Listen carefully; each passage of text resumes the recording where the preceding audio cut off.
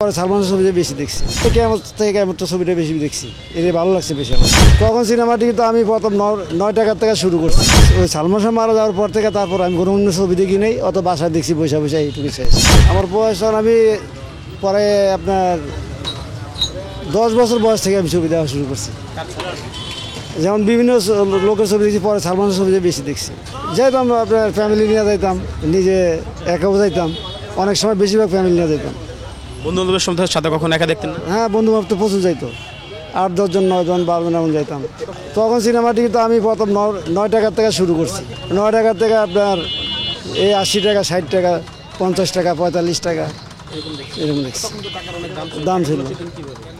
এই নিজে ব্যবসা করছি, যেমন ক্যারাম বোর্ড ছিল, ক্যারাম বোর্ড চালাইছি, টাকা হয়েছে দৌড় দিয়ে দিয়েছি।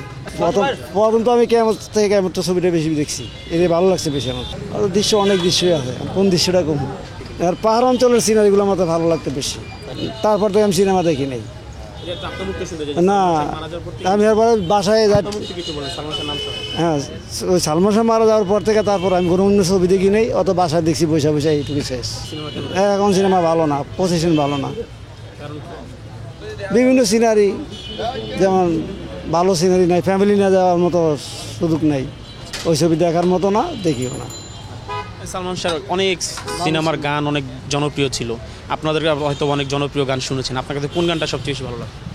আমি গান করতে পারব না, না না।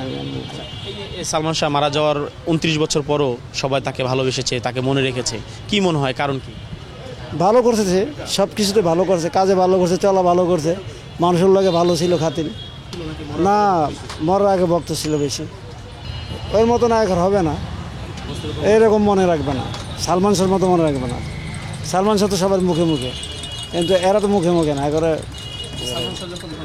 দুর্ঘটনা, বাসায় মারা গেছে, আমরা এখানে বসে শুনছি, টিভিতে দেখাইছি, এখানে বসে গেছি। তো খারাপ তো অবশ্যই লাগবে, একটা লোকের লাগে খারাপ লাগবে না? মনের ভিতরে হাইজস লাগবে, আফসোস লাগবে, শেষ। আফসোস করে আর কী করবো, আফসোস লাগবে, একটা লোক চলে গেছে।